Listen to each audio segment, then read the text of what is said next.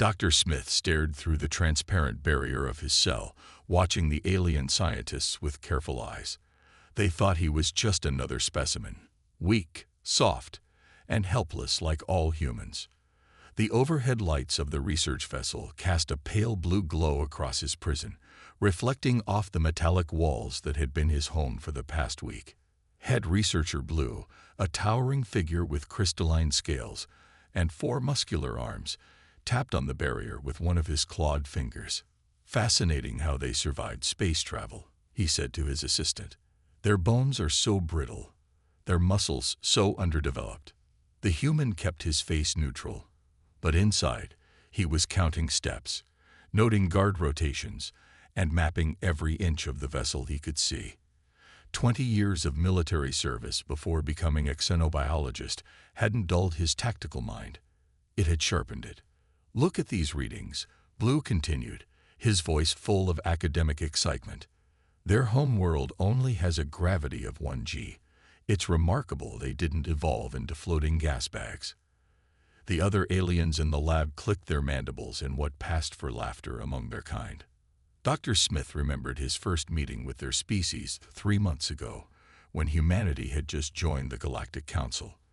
The aliens had been so proud, so certain of their superiority. Most species in the galaxy had evolved on high-gravity worlds, developing natural armor and immense strength. They looked at humans like glass sculptures, pretty but fragile. A younger alien scientist approached the cell, her scales a soft green color. "But they've spread to over 50 colonies in just 2 years," she said. "None of our other steady species managed that." Blue waved one of his arms dismissively. "Simple space technology.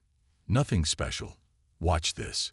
He pressed a button, and the gravity in Smith's cell increased to 3 g, standard gravity for most civilized worlds.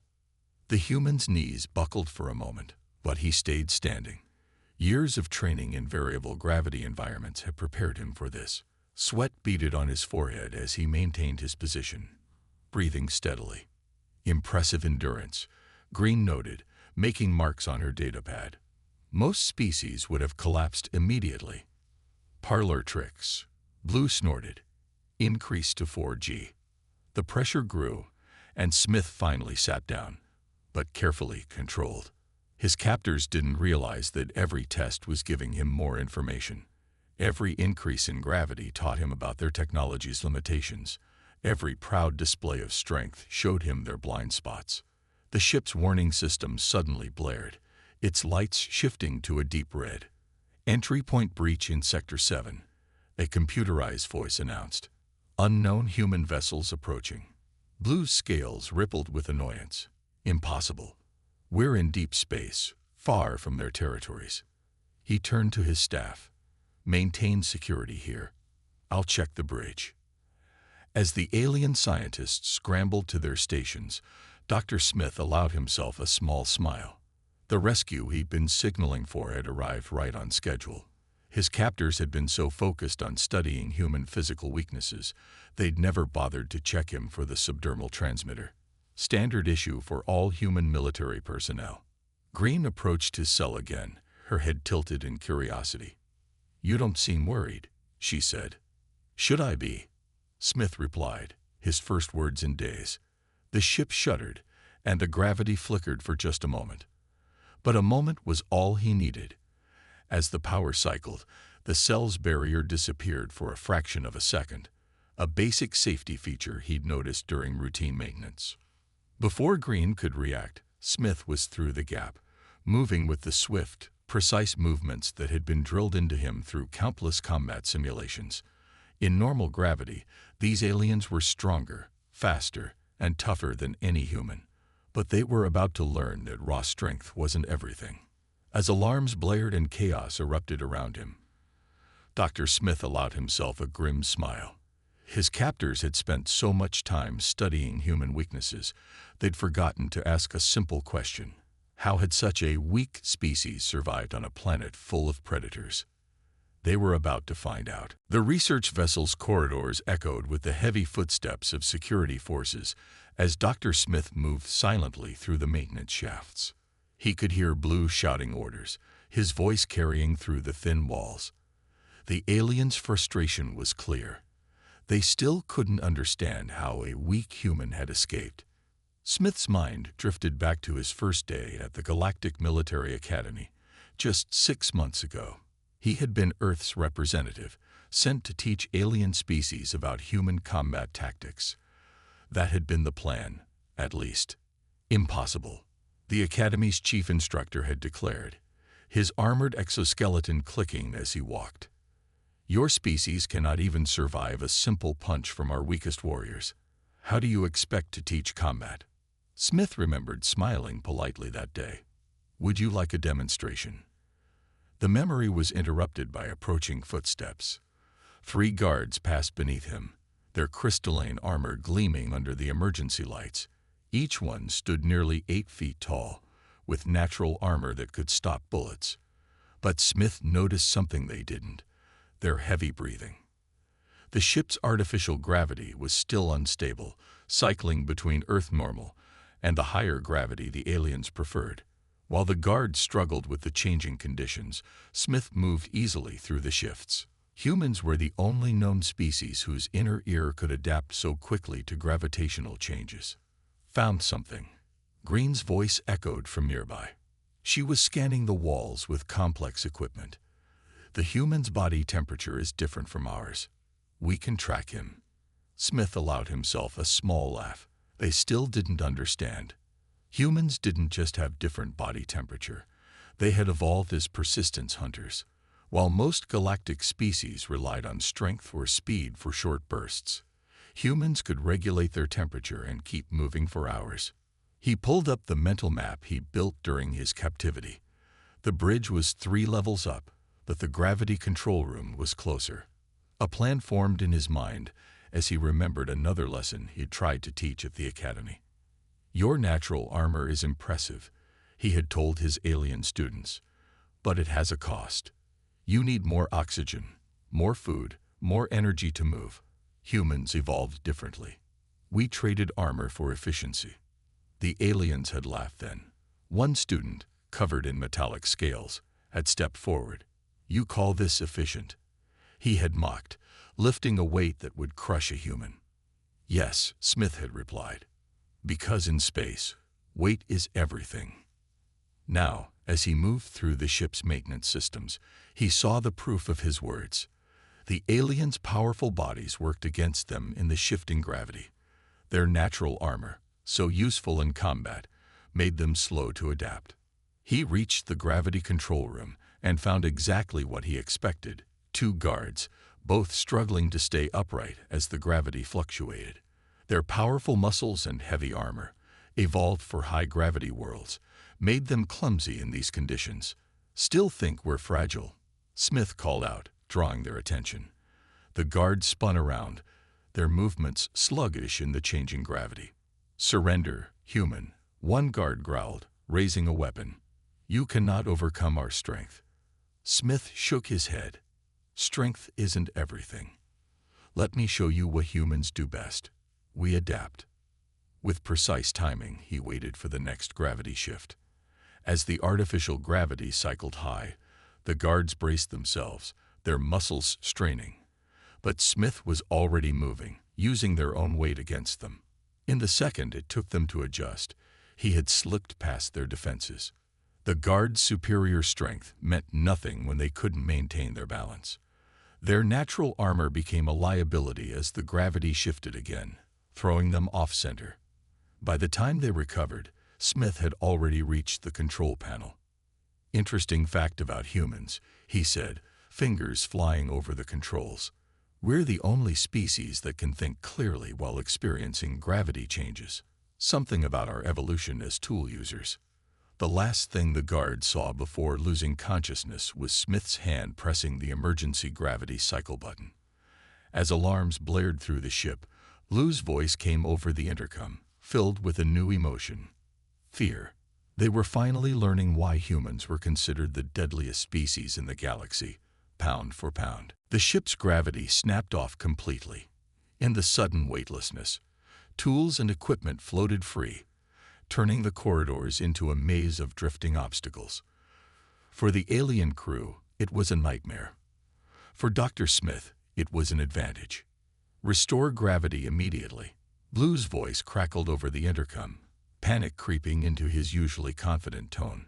"Engineering, report." Smith pushed gently off a wall, gliding silently through the zero-gravity environment.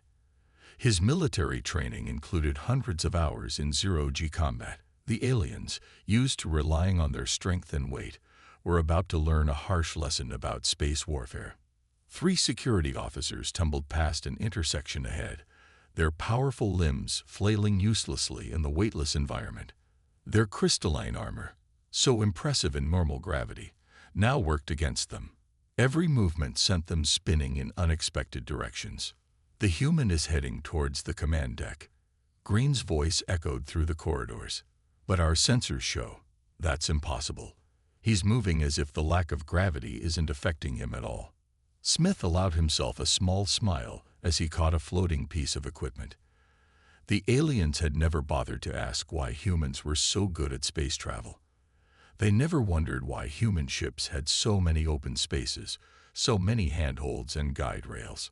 A memory flashed through his mind. His zero-G combat instructor's words from basic training. "In space, there is no up or down. Your mind must forget everything it knows about movement. You don't walk in space, you fly." The ship's emergency lights cast strange shadows as Smith approached the bridge. He could hear the chaos inside. The sound of bodies bumping into consoles, frustrated shouts as the alien crew tried to operate their stations while floating freely. Their inner ear structure, he heard Green's voice through the door, thick with realization. "Humans don't get spatial disorientation in zero-G like we do. Their brains adapt." "Enough theories," Blue shouted back. "Where is he?" "Right here," Smith announced, pushing through the bridge door. He used the momentum of the door's opening to propel himself smoothly into the room, avoiding the cluster of floating debris near the ceiling. The bridge crew stared in shock as the human moved with perfect control through their weightless command center. Blue tried to push off his command chair toward Smith, his 4 arms reaching out to grab him. But without gravity, his usually impressive strength sent him spinning past his target. "How?" Blue demanded, trying desperately to stop his rotation. "You're supposed to be the weaker species." Smith caught a passing handhold and stabilized himself. "Strength isn't everything in space," he explained, his voice calm. "Humans learned that lesson centuries ago when we first left our planet. It's not about how hard you can hit, it's about how well you can move." As if to prove his point, he navigated through the floating crew with precise, efficient movements. Each small push and pull was calculated, using the environment to his advantage. The aliens watched in growing horror as he reached the main control console. "Our rescue ships will be here in 10 minutes, Smith announced, his fingers dancing over the controls. "I suggest you all grab onto something solid." "You're bluffing," Blue snarled, finally managing to grab a support beam. "This ship has the strongest shields in the fleet. Your primitive weapons can't." Smith cut him off. Who said anything about weapons? He pressed a final button, and the ship's stabilizers began to spin. "We're not going to attack your ship. We're going to let physics do the work for us." The entire vessel began to rotate, slowly at first, then faster. In zero gravity, with no way to counter the motion, the alien crew could only watch as their own ship's movement turned against them. Their strength, their armor, their superior muscles, none of it mattered as centrifugal force pinned them helplessly against the outer walls. As human ships approached in the distance, Smith looked at the now subdued alien crew. "Here's another lesson about humans," he said. "We don't need to be the strongest. We just need to be the smartest." The ship's rotation slowed as its systems gradually came back online. Dr. Smith had released the bridge crew from their centrifugal prison, but kept the gravity at Earth normal levels. Now the aliens moved sluggishly, their powerful bodies struggling to adapt to what humans considered ordinary conditions. "The human rescue fleet is holding position just outside our shield range. One of the alien officers reported, his crystalline scales dulled with stress. They're not attacking. Blue steadied himself against his command chair, all four arms needed just to stay upright in the lower gravity. Of course they're not attacking. They sent him to do their work. He pointed at Smith, who stood calmly by the environmental controls. But you're trapped here with us now, human. You may control the bridge, but we still have 40 security personnel on board. Smith's quiet laugh echoed through the bridge. You still think like a high-gravity species, always counting on numbers and strength. He tapped a few commands into the console. Let me show you how humans hunt. The ship's internal communication system crackled to life. Through it came sounds that made the alien crew's scales ripple with fear. The echoes of footsteps from empty corridors, whispers in the darkness, the soft hiss of atmospheric vents. Psychological warfare, Green whispered, her scientific curiosity breaking through her fear. They use fear as a weapon. Not just fear, Smith corrected. Understanding. Humans evolved as persistence hunters. We didn't kill our prey with strength or speed. We followed them until they couldn't run anymore. As if to prove his point, the lights in the outer corridors began to flicker and dim. Emergency systems reported malfunctions across multiple decks. The security teams reported confusion as their communication signals became distorted. Impossible, Blue growled. One human cannot control an entire ship. Smith smiled. We don't need to control everything. We just need to control the right things. He pressed another button, and the temperature in different sections of the ship began to vary wildly. Your species evolved in stable environments. Humans, we survived ice ages and tropical heat. Temperature changes don't bother us much. The reports from the security teams grew more frantic. The shifting temperatures forced them to abandon their positions. The strange sounds and unreliable lights pushed them to cluster together in defensive groups, exactly as Smith had planned. Your security teams are doing exactly what their instincts tell them to do, Smith explained, watching their movements on the ship's internal sensors, gathering in groups, seeking stable conditions, trying to use their strength in numbers. But that's not how you survive in space. The bridge crew watched in horror as Smith systematically sealed off corridors and adjusted environmental controls. Each security team found themselves isolated, their superior numbers meaningless in the confined spaces. This is how humans hunt in space, Smith continued, his voice taking on a teacher's tone. We don't fight force with force. We turn the environment itself into our weapon. Green's scientific mind couldn't help but analyze the situation. You're using our own ship against us. Our life support systems, our corridors, our security protocols, everything we built to protect ourselves, is now a trap, Smith finished. Humans learned early in our evolution that the best way to defeat a stronger opponent is to let them defeat themselves. A new alert flashed on the main screen. The human rescue fleet was moving closer, their signals now clearly visible. Your reinforcements are still 20 minutes away, Blue said, trying to sound confident. Our security teams may be scattered, but they're not defeated. You can't hold the bridge forever. Smith's smile widened slightly. 20 minutes. I only need 5. Would you like to know why humans are considered the deadliest species in the galaxy? He turned to face the alien crew, his eyes reflecting the emergency lights. Because while every other species evolved to be the strongest in their environment, we evolved to turn any environment to our advantage. The sound of distant thumps echoed through the ship, the security teams falling unconscious as carefully programmed atmospheric changes took effect. One by one, the dots representing alien life signs on the ship's display began to fade. Don't worry, Smith assured them. They're just sleeping. Consider this a lesson in human combat tactics.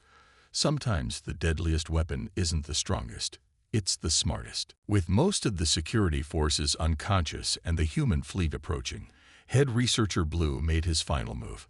His massive form rose from the command chair, all 4 arms flexing with deadly purpose. The remaining bridge crew backed away, creating a circle around him and Dr. Smith. "Enough games," Blue growled. "You're clever, human, but you've overlooked something important." He reached down and ripped a metal panel from the floor with his bare hands. "All your tricks won't help you in direct combat." Smith watched calmly as the alien lifted the heavy panel like it was paper. "Actually," he said, "I was hoping you'd try this." Blue hurled the metal panel with devastating force. It whistled through the air where Smith had been standing. But the human had already moved. Years of combat training had taught him that survival wasn't about being stronger, but about not being where the attack landed. "Stand still." Blue roared, his crystalline scales bristling with rage. Each of his 4 arms could crush steel, and his natural armor could deflect bullets. By all physical measures, he should have been able to end this fight in seconds. But Smith kept moving, his movements efficient and precise. "Let me teach you something about human combat," he said, ducking under another powerful swing. "We don't train to match strength with strength." Green watched from her console, her scientific mind racing as she observed. His movements, they're not random. He's using Blue's own force against him. She was right. Each time Blue attacked, Smith redirected the alien's momentum, letting the powerful blows waste themselves on empty air. The human moved like water, flowing around obstacles rather than breaking through them. "Your species relies too much on strength," Smith explained, sidestepping another attack. "You never learned economy of movement." He demonstrated by using Blue's own momentum to send him crashing into a wall, the alien's superior weight now a disadvantage. Blue recovered quickly, but his breathing was becoming labored. His powerful muscles needed more oxygen. His heavy armor taxed his endurance. Meanwhile, Smith's movements remained smooth and controlled. "This is impossible," Blue panted. "I am 3 times your size. My armor can stop weapons. My strength can bend steel." "All true," Smith acknowledged. "But pound for pound, humans are the deadliest species in the galaxy. Want to know why?" He waited for Blue's next charge, then used a simple leverage technique. The alien's own weight and momentum did the work, sending him flying over Smith's shoulder. Blue crashed into a control panel, his armor cracking from the impact. "Because we learned long ago that the strongest fighter doesn't always win," Smith continued. "The smartest fighter does." Blue struggled to his feet, his movements becoming sluggish. The prolonged combat in Earth normal gravity was taking its toll. His species was built for short, powerful bursts of activity, not extended fights. "Your strength is impressive," Smith admitted, circling his opponent. "But it costs you. Every movement requires more energy, more oxygen, more effort. Humans, we're built for endurance." With a final roar of frustration, Blue launched himself at Smith, all 4 arms reaching to crush the human. But his movements were predictable now, slowed by fatigue. Smith simply stepped aside and used a precise strike to a nerve cluster, another human innovation that Blue's species had never considered important. The massive alien crashed to the deck, his limbs suddenly unresponsive. The bridge crew stared in stunned silence as their physically superior commander lay defeated. "That's the true meaning of pound for pound," Smith explained to the watching aliens. "It's not about how hard you can hit. It's about how efficiently you can fight." Green approached cautiously, her scientific curiosity overwhelming her fear. "Your species, you're not just surviving despite being physically weaker, you're deadlier because of it." Smith nodded. "Necessity breeds innovation. When you can't outmuscle your opponents, you learn to outthink them." Through the view screen, the human rescue fleet grew closer. But the aliens weren't watching the ships anymore. They were watching Smith, finally understanding why humans had earned their reputation as the galaxy's deadliest species, pound for pound. The human fleet's arrival brought not just warships, but also a diplomatic vessel. As the ships took up positions around the research vessel, Dr. Smith watched the aliens' reactions carefully. The bridge crew seemed surprised. They had expected an aggressive takeover, not a diplomatic approach. "Your ships, Blue said from his seated position, still recovering from their fight. They're holding position just outside our shield range. Why aren't they attacking? Because we're not here to start a war, Smith replied, checking the communication console. We're here to prevent one. The main view screen lit up with the image of Captain Stone, commander of the human rescue fleet. Her uniform was crisp, her expression professional. Next to her stood Council Member Gray, one of the senior members of the Galactic Council. This is a diplomatic incident, Gray announced, his silvery scales reflecting the light. The unauthorized detention of a human diplomatic representative. Scientific specimen. Blue interrupted, trying to maintain his authority despite his defeat. Both, actually, Smith said quietly. That was the point. The bridge fell silent as all eyes turned to him.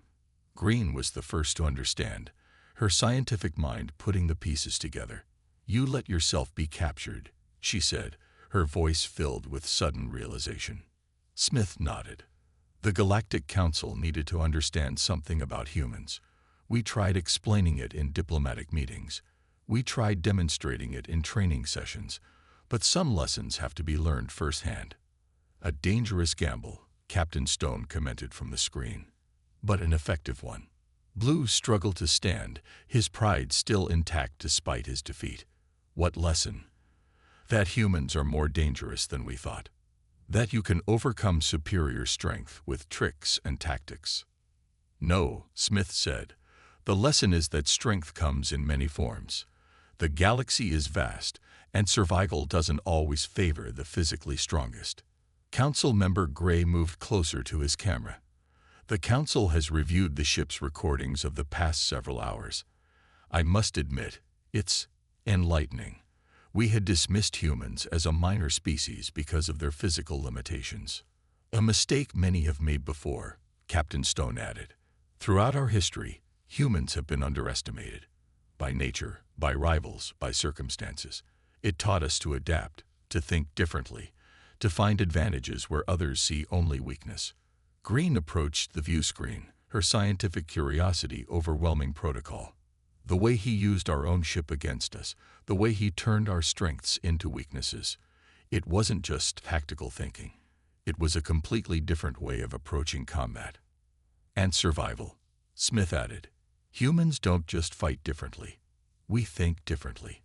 We had to evolve that way because we weren't the strongest species on our planet. The implications of this statement rippled through the bridge. Every alien species present had evolved as the apex predator of their world, relying on overwhelming physical advantages. Humans had taken a different path. The Council will need to revise its classification of human capabilities, Gray announced. And perhaps we need to revise our understanding of what makes a species truly dangerous. Blue looked at Smith with new understanding. You could have killed us all. The atmospheric changes, the gravity shifts. You had control of every system. But I didn't, Smith replied. Because humans don't just excel at combat. We're equally good at finding peaceful solutions when we're given the chance. Captain Stone nodded approvingly. Which brings us to the diplomatic portion of this encounter. Council Member Gray, I believe we have some treaties to discuss. As the diplomatic talks began, Green approached Smith quietly. One question, she said. Did you plan all of this? The capture, the demonstration, the diplomatic response. Smith smiled slightly. Humans have a saying. The best victory is the one where you never have to fight at all. Sometimes, the most effective way to prevent a war is to show why it's a bad idea to start one. The aliens on the bridge looked at each other, finally understanding why humans had gained their reputation. It wasn't just their ability to fight that made them dangerous. It was their ability to turn any situation to their advantage, whether through combat or diplomacy. 1 month after the incident on the research vessel, Dr. Smith stood before the full Galactic Council. The Great Chamber was filled with representatives from 100 worlds. Each species evolved for different environments, but all sharing one trait. They had been the strongest creatures on their home worlds. Until now. The findings are clear, Council Member Gray announced, his voice echoing through the chamber. "We have been measuring species capability using the wrong metrics. Physical strength alone is not the determining factor of evolutionary success."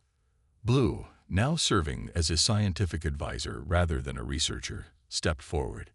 His scales had healed, but his perspective had changed more than his body. "I submit my final report on human capabilities," he said, his pride now tempered with wisdom. "Pound for pound, they are indeed the deadliest species we have encountered. Not because they can overpower us, but because they can outthink us." The chamber erupted in discussion. A representative from a heavy-gravity world stood up, his massive frame dwarfing those around him. "But they are physically weaker. Their bones break easily, their muscles tear, their skin punctures." "Exactly," Green responded, now heading the Council's Human Studies Division. "Those weren't weaknesses, they were trade-offs. Every adaptation that made them physically weaker also made them more efficient, more adaptable, more innovative." Smith watched as understanding spread through the chamber. The aliens were finally grasping what made humans different.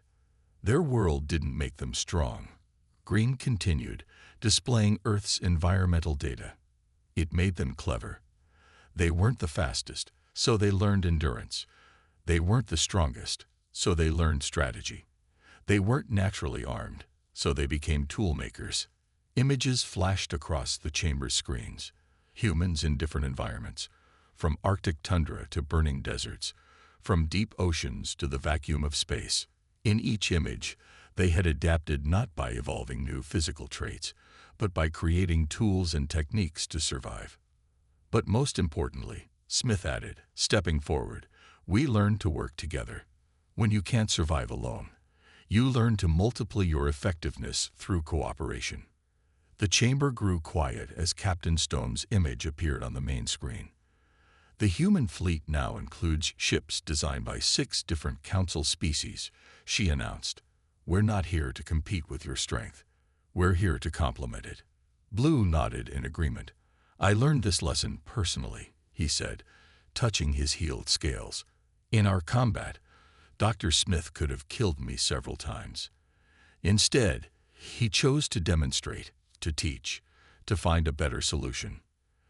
Because that's what humans do best," Smith explained. "We adapt, we learn, and we share what we learn. We don't need to be the strongest species in the galaxy. We just need to be part of it." The Council's supreme leader, a being evolved from a world 3 times Earth's gravity, rose from their seat. "Then let us adapt as well," they declared. "From this day forward, the Galactic Council recognizes humanity not as a minor species, but as full partners in galactic civilization." As the chamber filled with approving sounds from 100 different species, Smith smiled. The aliens had finally understood the truth about human nature. They weren't weak. They were efficient. They weren't fragile. They were adaptable. They weren't inferior. They were different. "There's an old human saying," Smith said to Blue and Green as they left the chamber together. "The best way to win a fight is to make an ally instead of an enemy." Green's scales rippled with amusement. "Another human strategy." "The most important one," Smith replied. "Because pound for pound, friendship is the deadliest force in the galaxy. It lets us turn potential enemies into partners, and partners into friends." As they walked through the council halls, representatives from dozens of worlds nodded in respect. They had learned what humanity had known all along. True strength isn't about dominating others. It's about finding ways to work together, to adapt, to turn differences into advantages. The galaxy was changing, and humanity had found its place in it, not as the strongest species, but as the one that could bring out the best in all.